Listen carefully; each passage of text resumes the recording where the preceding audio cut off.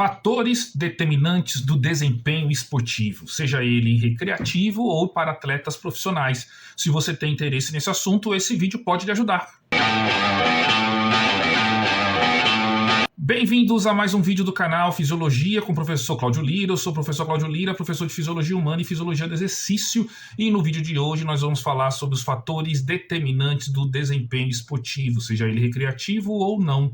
Antes da gente começar o nosso conteúdo, eu gostaria de solicitar para vocês, muito importante, inscreva-se no canal, compartilhe o conteúdo com seus amigos e ative as notificações, que isso ajuda demais a gente a atingir mais pessoas interessadas em conteúdos de fisiologia do exercício, ciência do exercício e conteúdos correlatos.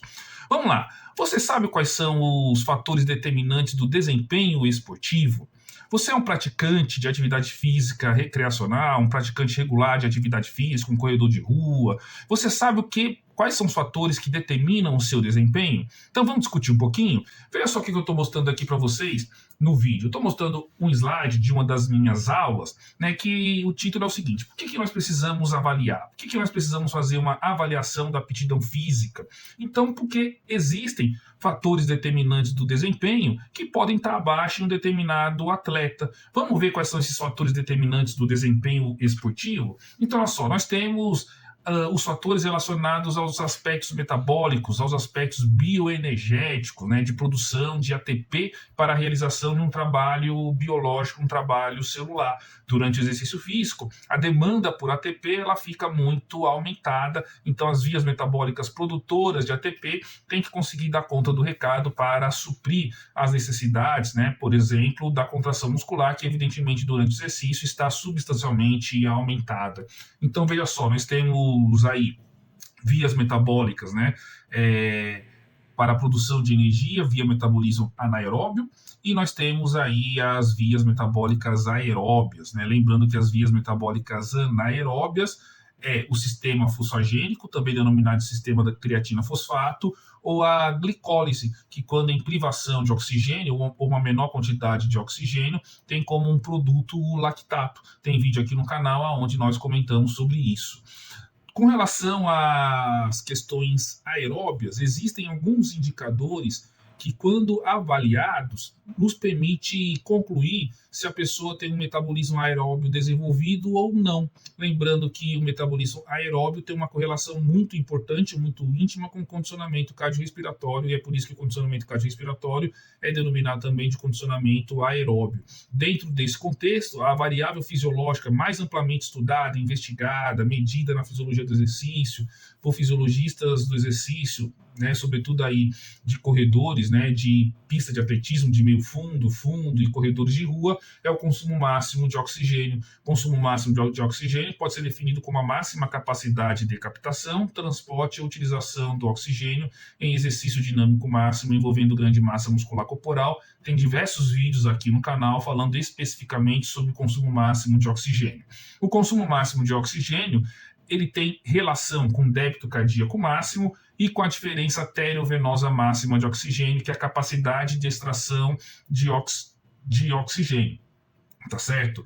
E o consumo tecidual, o consumo celular, depende evidentemente do aporte de oxigênio para a periferia, para a musculatura ativa, bem como a quantidade de mitocôndrias existentes aí dentro dessas células musculares. Então veja aqui que no slide eu estou me referindo ao débito cardíaco, voltando, a liberação de oxigênio, né, que é um gás transportado aí pela molécula de hemoglobina, sobretudo, a capacidade de extração de oxigênio pelas células musculares e a quantidade de mitocôndrias. Então a gente pode chamar tudo isso, vamos chamar tudo isso de uma maneira didática, de o primeiro fator determinante do desempenho. Então o corredor de rua, de prova de longa duração, ele deve ter, evidentemente, um VO2 máximo desenvolvido. Quando eu falo um VO2 máximo desenvolvido, eu estou falando que é um VO2 máximo acima da média populacional, né? Então lembrando aí que para pessoas jovens, saudáveis, de 20 a 29 anos do sexo masculino, consumo máximo de oxigênio de 40 a 45 mililitros por quilograma por minuto, ok? Se uma pessoa faz provas de altíssima intensidade, mas de curtíssima duração, como é o caso de um atleta dos 100 metros rasos, ele vai ter um metabolismo anaeróbio mais desenvolvido. Existem testes específicos, como, por exemplo, o tradicional teste de Ingate, que permite você fazer uma avaliação do metabolismo anaeróbio, ok? Vamos lá. Nós também temos, à luz do desenvolvimento da nutrição esportiva, a dieta, evidentemente, né? Então, deixa eu dizer uma coisa para vocês. Desempenho bom, de longa duração, é incompatível com a ausência de carboidrato. Não é à toa, nem tampouco por acaso, que os atletas, tanto profissionais quanto recreacionais, quando estão fazendo uma meia maratona, uma maratona, eles levam aí sachês de carboidrato. Se você pedala ou conhece alguém que faz ciclismo de estrada, mountain bike, essa pessoa ela faz suplementação de carboidrato ao longo da sessão de treinamento. E, evidentemente, também que a gente não pode esquecer da hidratação. Existem diretrizes científicas que sugerem aí procedimentos de hidratação, né? Resumidamente, por volta de um copo de água a cada 15 a 20 minutos de exercício físico. Evidentemente, isso pode ser um pouquinho mais, um pouquinho menos, a depender das características antropométricas da pessoa. Então, não negligencie aí a questão relacionada à nutrição. Existe um debate muito grande com relação a fazer o exercício aeróbio em jejum. Isso é um perigo, talvez, né? Sobretudo para aquelas pessoas que vão fazer uma sessão de treinamento de maior duração. Conforme eu já falei anteriormente, né, o desempenho de endurance, o desempenho de longa duração, ele é incompatível com a ausência de carboidrato, né? Então, a literatura científica ela vai para essa direção. Mas, se você vai fazer uma sessão de intensidade moderada, de 30 a 40 minutos, provavelmente o aeróbio em jejum não vai prejudicar o seu desempenho, né? Mas isso é tópico ainda de debate na literatura e o aeróbio em jejum ainda deve ser visto com alguma cautela, ok? Nós também temos a função do sistema nervoso central. Então, por exemplo, o desenvolvimento de força muscular não está relacionado somente com a quantidade de massa muscular que a pessoa tem. A geração de força muscular é uma propriedade do sistema motor, ou seja, depende da massa muscular, mas também da ação, da atividade dos neurônios motores que inervam essas fibras musculares. Então, se a gente lembrar de um conceito básico em fisiologia de unidade motora, o que é uma unidade motora? É um neurônio motor e as fibras musculares inervadas por esse neurônio. Então, existem diversos trabalhos na literatura, a literatura está recheada de investigações que mostram que a força muscular não depende somente da massa muscular, mas também depende da ação do sistema nervoso central, nesse caso especificamente aí, da ação dos neurônios motores. Nós também temos a fadiga central. A fadiga central, na verdade, é um mecanismo de proteção, né? Então, o sistema nervoso central diz para você, olha, para porque você está passando do limite, né? Lembrando também que tem a fadiga periférica, que está relacionada aí, evidentemente, com o tecido muscular. Existe o que eu estou chamando aqui de ambiente interno, ou as características da pessoa, né? Então, olha só, o talento, existem modalidades esportivas que o talento, às vezes, faz mais diferença do que o condicionamento físico. Então, por exemplo, não é para todos os atletas, não é para todas as modalidades, mas existem diversos casos de atletas, inclusive brasileiros, que declaravam publicamente, na época que jogavam, que não gostavam de treinar. Um desses casos é o Romário, né, campeão mundial da Copa do Mundo nos Estados Unidos em 94. Existem aí diversos outros casos, né, depois que eles se aposentam, eles começam a declarar o que acontecia nas concentrações, de atletas que fugiam, de atletas que não treinavam, né, enfim, mas eram grandes atletas porque tinham um talento inato para jogar futebol, né? No caso do futebol, basquete, por aí vai. Mas existem alguns outros esportes que se não treinar, não vai, né? Então, o atletismo é um desses exemplos, ok? Nós também temos as questões relacionadas com a antropometria, o biotipo. Então, se a gente for pegar aí nos extremos, né? Uma atleta da ginástica olímpica, da ginástica artística, ela tem que ser pequenininha e ela tem que ser magrinha, tá certo? Um atleta do sumô, ele tem que ser pesadão, ele tem que ter obesidade, né? Porque se assim não for, ele é deslocado daquela área ali onde eles competem, tá certo? Então, o biotipo, nesse caso, é um fator importante, um fator determinante importante do desempenho. Por exemplo, um terceiro aspecto relacionado com o ambiente interno, tem um tipo de fibra muscular. Lembrando basicamente que os nossos músculos são constituídos por 3 tipos de fibras musculares, de uma maneira didática, tá certo? Fibras do tipo 1, que são fibras resistentes à fadiga, e as fibras do tipo 2, que são fibras que conseguem gerar uma maior força, mas tem uma resistência à fadiga menor. A fibra do tipo 2 pode ser dividida em 2 tipos, né? É possível determinar aí 2 classificações, vamos colocar assim: as fibras do tipo 2A, que têm características metabólicas intermediárias, e as fibras do tipo 2B. As fibras do tipo 2A, voltando um pouquinho, têm características metabólicas intermediárias entre as fibras do tipo 1 e a fibra do tipo 2B. A fibra do tipo 2B ela é muito glicolítica, gera muita força, ela é muito potente, mas tem uma resistência baixa.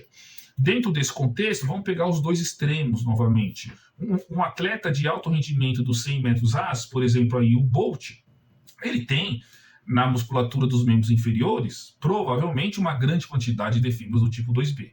Ao passo que um atleta da maratona tem uma grande quantidade de fibras do tipo 1, porque ele tem que correr 42 quilômetros, ele tem que ser resistente. O Bolt, o Usain Bolt, ele tem que ser potente. A prova que ele faz dura 10 segundos. Né? Então, é muito improvável que se o Bolt corresse maratona, ele tivesse algum destaque, porque isso é uma característica inata dele, em que pese aí o treinamento poder, né, ter alguma interferência sobre a atividade das fibras musculares. Porém, é muito pouco provável que o Bolt conseguisse ser um atleta de alto rendimento se ele corresse maratona, e o contrário também é verdadeiro.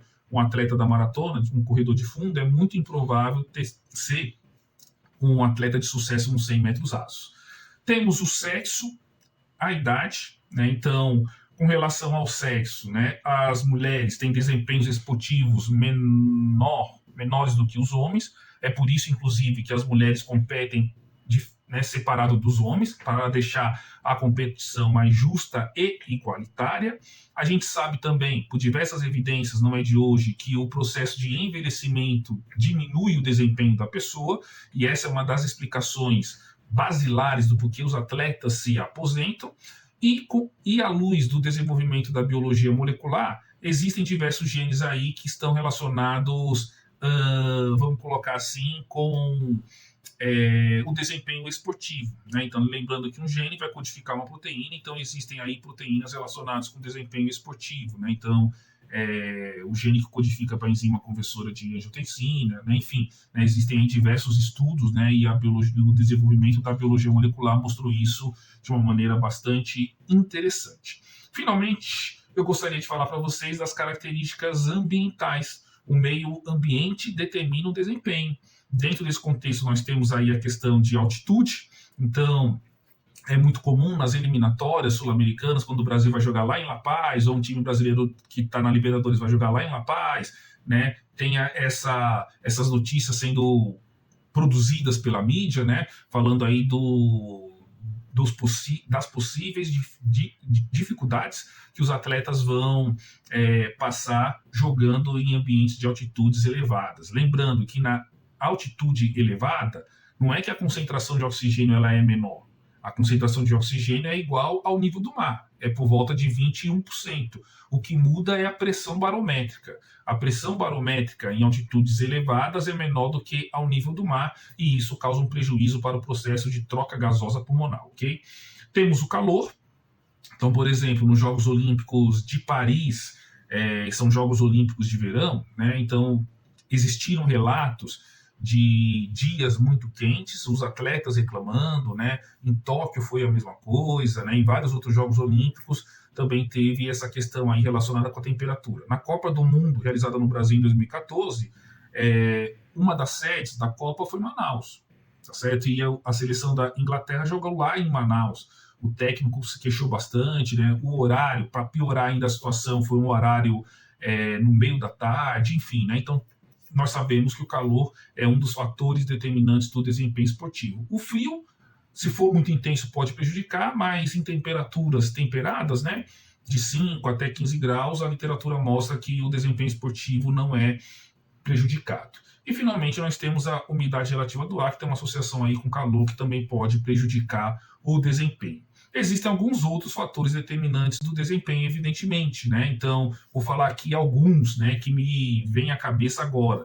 Os aspectos biomecânicos, presença de doenças, utilização de drogas lícitas ou não, né, são todos fatores que podem interferir no desempenho esportivo de uma pessoa, seja recreativo ou no esporte profissional. Se você sabe algum outro fator determinante do desempenho, põe aqui nos comentários para a gente discutir, ok? Espero que vocês tenham gostado desse vídeo. Não se esqueçam de se inscrever no canal, compartilhar com seus amigos e ativar as notificações, que isso ajuda demais a gente a atingir mais pessoas interessadas em fisiologia do exercício. Um forte abraço e até o próximo vídeo.